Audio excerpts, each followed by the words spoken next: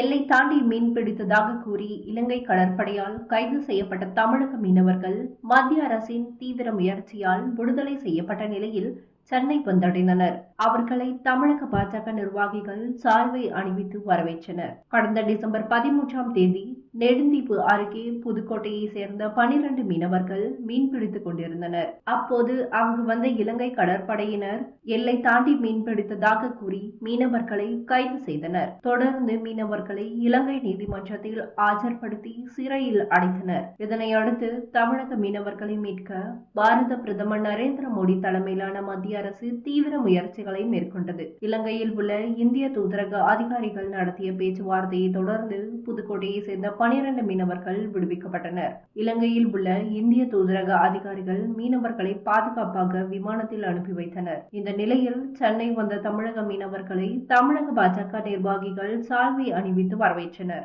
தமிழக மீனவர்களை மீட்க தீவிர முயற்சி மேற்கொண்ட பாரத பிரதமர் நரேந்திர மோடி தலைமையிலான மத்திய அரசுக்கு மீனவர்கள் நன்றி தெரிவித்தனர்.